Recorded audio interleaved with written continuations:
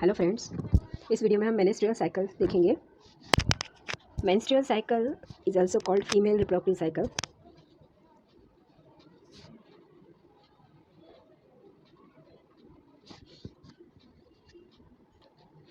Actually जो mammals होते हैं, हमारे मैमल्स का group is well developed animal that we called mammalia. इसमें दो तरह की साइकिल चलती है in case of reproductive cycle में। एक कहलाती है आपकी मेंस्ट्रुअल साइकिल, इसको शॉर्ट में हम एमसी साइकिल बोलेंगे। एंड सेकंड जो होती है that we called oestrus cycle. Oestrus cycles आपकी फॉलो की जाती है cat, dog, cattle, all these animals they are undergoing the seasonal breeding. हमने इसके पहले वाले वीडियोस में देखा था सीजनल ब्रीडिंग क्या होती है, कंटिन्यूअस ब्रीडिंग क्या होती है। तो जो एनिमल्स सीजनल ब्रीडिंग को फॉलो करते हैं उनकी बॉडी में ईस्ट्रस साइकिल्स आपकी चलती है। मेनेस्ट्रुअल साइकिल्स आपकी होती है एप में, monkeys, human being, all these are included in primates.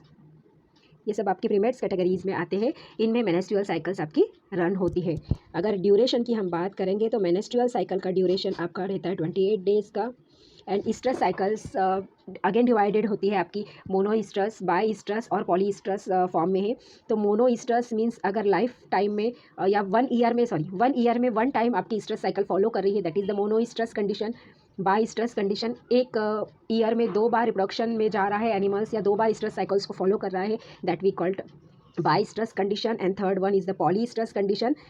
अगर आपका animal multiple times estrus cycle के अंदर जा रहा है और रिप्रोडक्शन कर रहा है, दैट वी कॉल्ड द पॉलीईस्ट्रस। मोनोईस्ट्रस में आपका एग्जांपल जनरली कैटल्स आते हैं, काऊ है, बफेलो है। बाईस्ट्रस में डॉग एंड कैट आपकी आती है। एंड पॉलीईस्ट्रस का एग्जांपल है pig and rats. Pig and rats many times आपका ईस्ट्रस साइकिल्स को फॉलो करते हैं। Now in this video we are just focus on the menstrual cycle.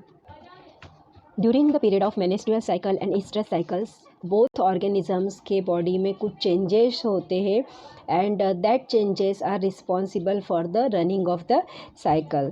तो फर्स्टली हम मेनेस्ट्रुअल साइकिल्स में देखेंगे। हमने देखा था कि ब्रेन जो है हमारा, ब्रेन में एक पार्ट होता है that we called hypothalamus. It is the forebrain part. And hypothalamus से एक ग्लैंड जुड़ी हुई रहती है, that gland we called pituitary gland. Pituitary gland we also called the master gland. तो हाइपोथैलेमस आपका GnRH रिलीज करता है।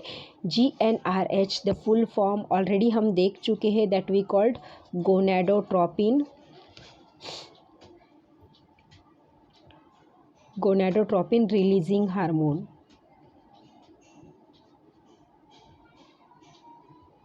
गोनाडोट्रोपिन रिलीजिंग हार्मोन जाके हिट करता है पिट्यूटरी ग्लैंड को, क्योंकि उससे जुड़ी हुई ग्लैंड है।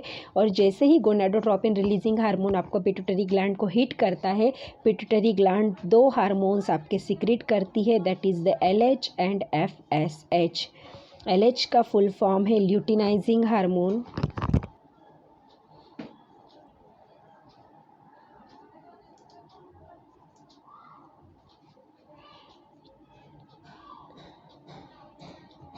and FSH we called follicle stimulating hormone.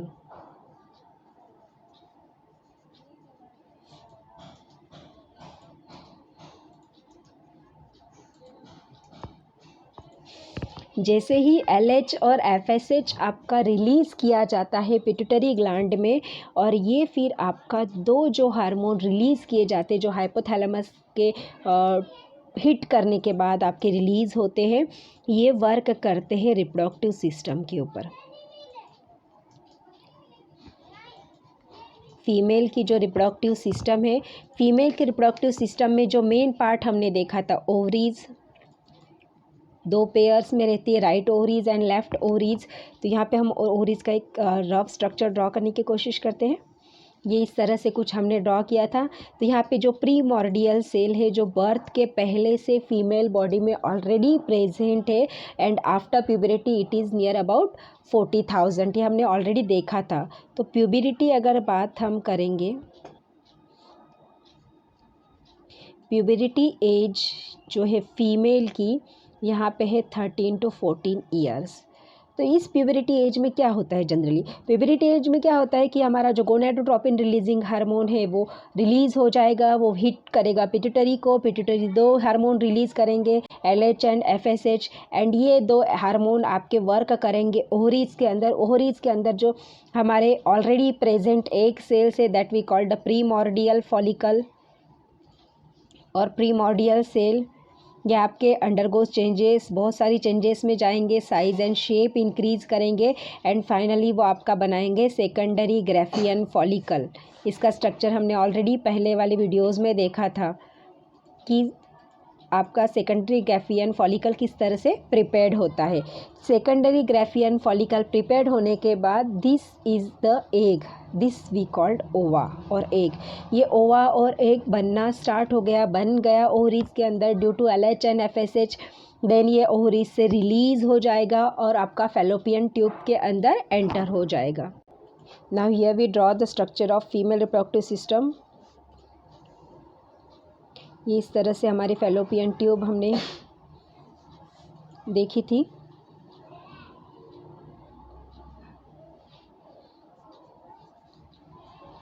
ये ओवरीज है, ओवरीज से यहाँ से एग रिलीज़ होकर आपका फैलोपियन ट्यूब के अंदर आ गया।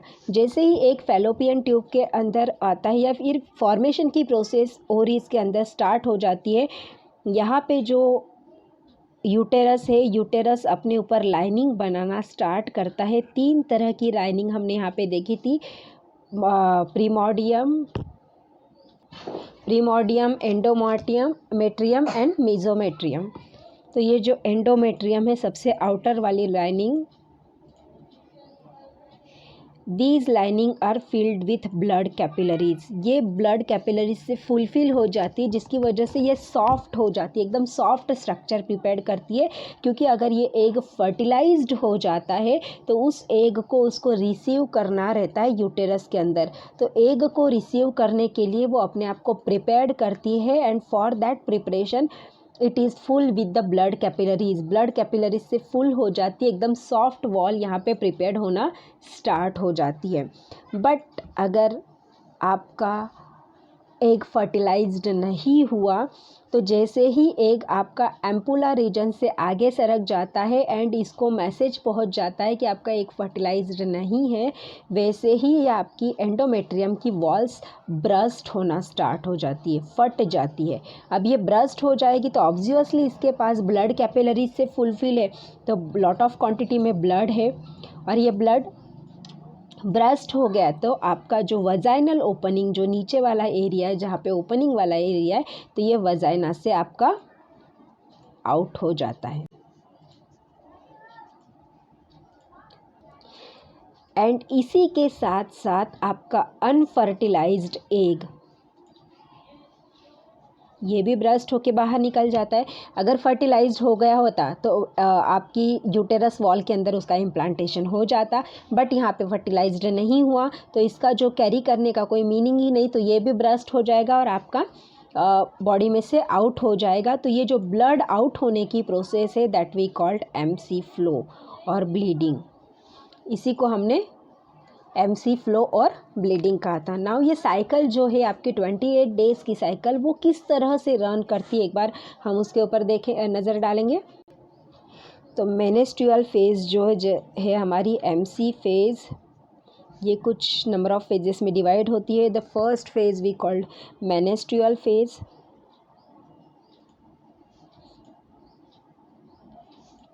Second phase we called post menstrual phase,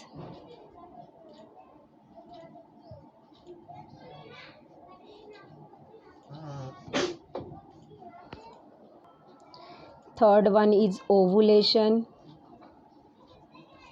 and the fourth phase is post ovulatory phase.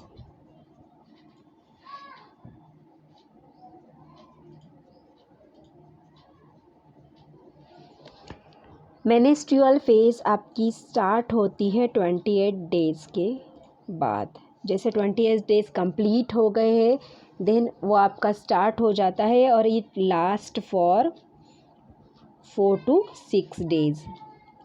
Continuously bleeding की प्रोसेस, मेनेस्ट्रुअल रिलीज़ होने की प्रोसेस 4 से 6 दिन की रहती है। इसमें जो आपकी सॉफ्ट वॉल मायोमेट्रियम डेवलप हुई है, वो मायोमेट्रियम एंडोमेट्रियम का part, that is the myometrium, वो ब्रस्ट हो जाता है एंड ब्लीडिंग होती है, that result in bleeding.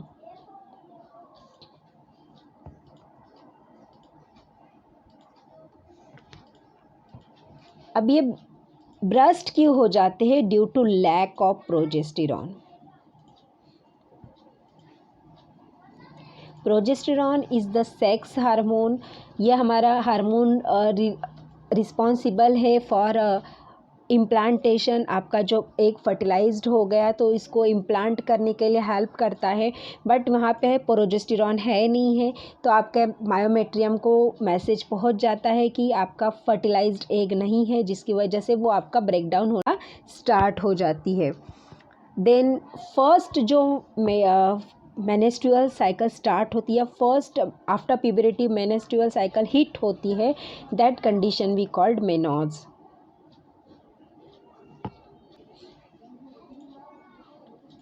Mannose condition that we called first menstruation और first MC start.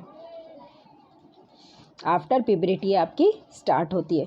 Then the second phase जो आती है हमारी, that we called post menstrual cycle, और इसी को हम कहते हैं फॉलिकुलर फेज। यहाँ पे हम उसको फिर से डिस्क्राइब करेंगे, पोस्ट मेनेस्ट्रुअल साइकिल और पोस्ट मेनेस्ट्रुअल फेज।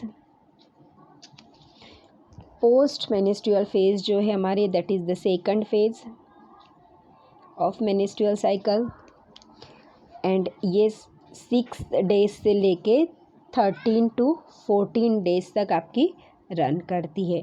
6 डेज़ आपका फर्स्ट फेज़ हो गई जहाँ पे ब्लीडिंग हो रही है, ब्लीडिंग स्टॉप होने के बाद 6 डेज से लेके 13 से 14 डेज तक आपकी स्टार्ट हो जाती है, जहाँ पे ओवरीज के अंदर कुछ चेंजेस होना स्टार्ट हो जाते हैं। द फर्स्ट चेंजेस हमारा ओवरी के अंदर होता है, that is the maturation of Graafian follicle.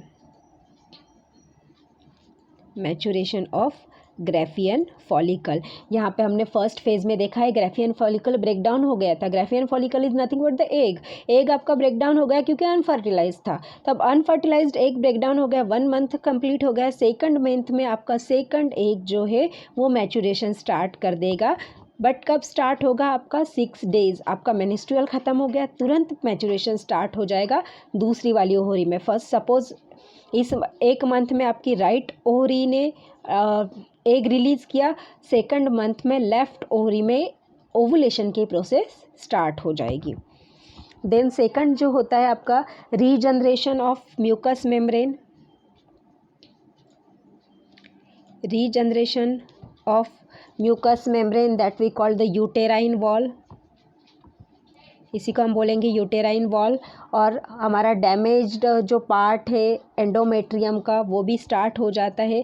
The third change is the repair of endometrium.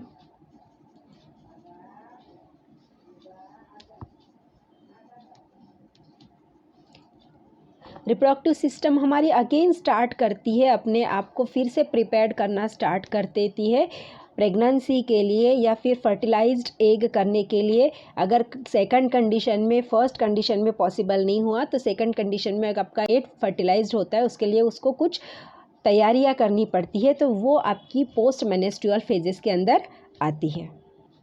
अच्छा, ये जहाँ पे जो ओवरी के अंदर ग्राफियन फॉलिकल आपका डेवलप हो रहा है, all this graafian follicle develop due to, किसकी कृपा से डेवलप हो रहा है? ये डेवलप्ड हो रहा है FSH और LH की वजह से। और FSH और LH हमने जस्ट अभी बात की थी, किसकी वजह से रिलीज़ होता है? आपका जो ब्रेन के अंदर पिट्यूटरी ग्लैंड है वो आपकी रिलीज़ कर रही है, वो ग्राफियन फॉलिकल को मैच्योर कर रही है। देन हमारी जो थर्ड फेज़ है वो स्टार्ट होती है, that we called ovulation. Ovulation में क्या होता है? ओवुलेशन में क्या होता है, जो हमारा मैच्योर ग्राफियन फॉलिकल है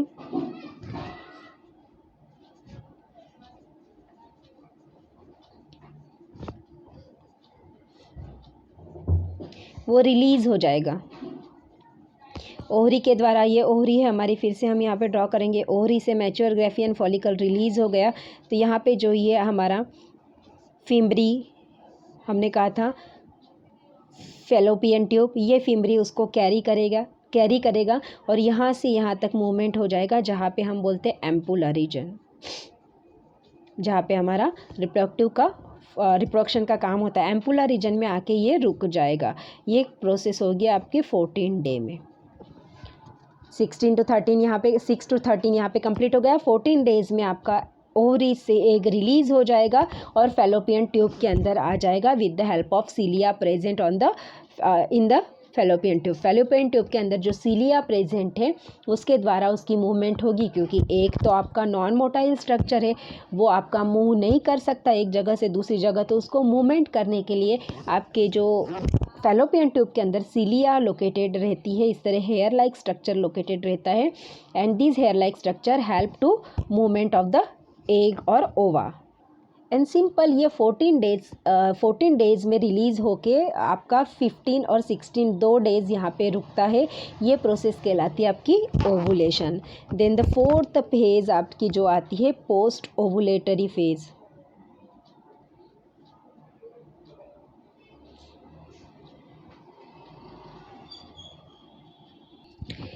इन पोस्ट ओवुलेटरी फेज़ 15 डेज से स्टार्ट हो जाती है एंड रन करती है 28 डेज तक। यहाँ पे जो हमारा फॉलिकल रिलीज़ हो गया ओवरीज के द्वारा, आपका फॉलिपियन ट्यूब में आ गया, देन ये हमारा corpus luteum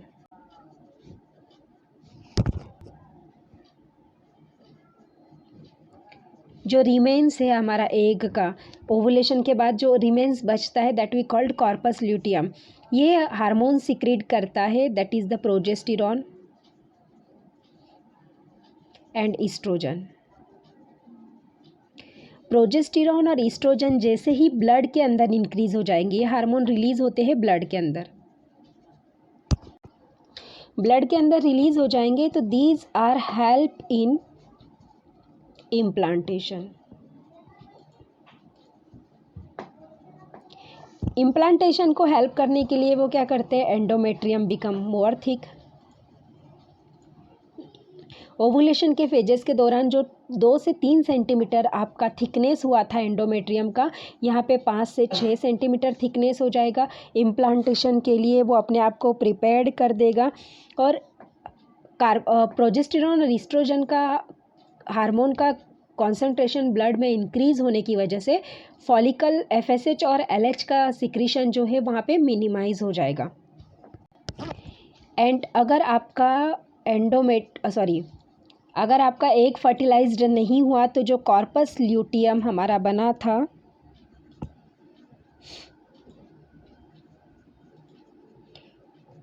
it convert into degenerate हो जाएगा और कन्वर्ट हो जाएगा कॉर्पस अल्बिकन्स में। And albicans, corpus albicans is called white मास।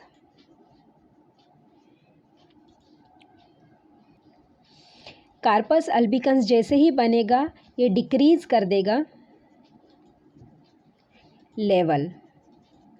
किसकी लेवल डिक्रीज़ करेगा, ये लेवल डिक्रीज़ करेगा प्रोजेस्टेरॉन की, जो हमारे ब्लड स्ट्रीम में है। वो प्रोजेस्टेरॉन जैसे ही डिक्रीज़ हो जाएगा, जो एंडोमेट्रियम है आपकी, एंडोमेट्रियम ने जो इम्प्लांटेशन के लिए अपने आप को प्रिपेयर्ड किया था, वो अगेन आपका ब्रस्ट हो जाएगा आफ्टर द 28 डेज़। आपका 28 डेज़ कंप्लीट होने के बाद उसको समझ में आ गया कि यहाँ पे इम्प्लांटेशन पॉसिबल नहीं है क्योंकि एक फर्टिलाइज्ड नहीं हुआ है, तो वो फिर से आपका ब्रस्टिंग की प्रोसेस में चला जाएगा। तो ये जो टोटल फेज़ है आपकी पोस्ट ओवुलेटरी फेज़, ये आपकी नियर अबाउट रन करती है 13 to 14 डेज़। तो पहले 14 डेज़ और आफ्टर के 14 डेज़, ऐसे टोटल 28 डेज़ की हमारी मेंस्ट्रुअल साइकिल होती है। इस फेज़ को हम एक बार फिर ग्राफिकली समझने की कोशिश करेंगे। 4 फेज़ है हमारी। फर्स्ट फेज़ हमने कहा था मेंस्ट्रुएशन। मेंस्ट्रुएशन स्टार्ट होती है 21 डेज़ पे।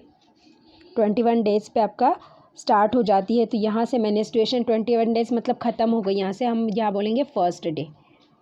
28 डेज़ पे आपका रिलीज़ होना था। 5 से 6 दिन तक समय रहता है, 4 से 6 दिन का, जहाँ पे वो आपका रिलीज़ प्रोसेस होती है। तो यहाँ से स्टार्ट हो गई हमारी menstrual cycle. Then second phase है हमारी फॉलिकुलर फेज़।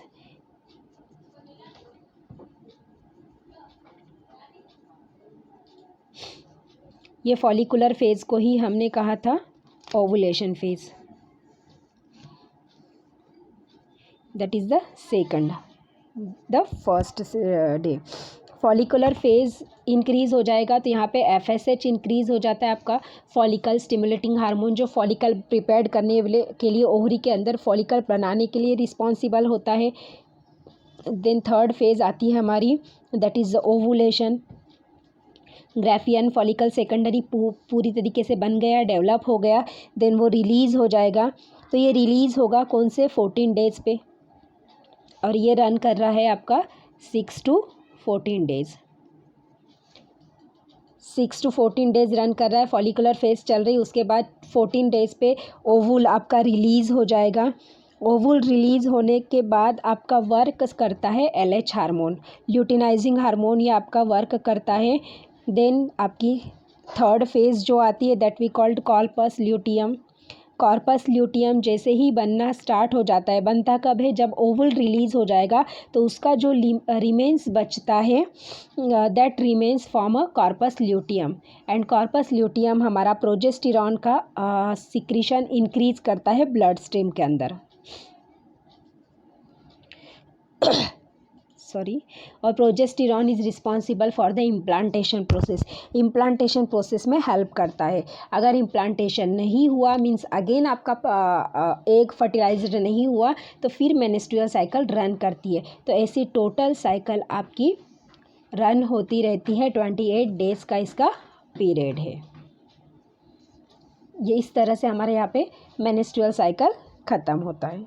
आई होप आपको ये समझ में आया होगा बेटा, और अगर आपको ये समझ आ गया है तो प्लीज़ इस वीडियो को लाइक ज़रूर करें।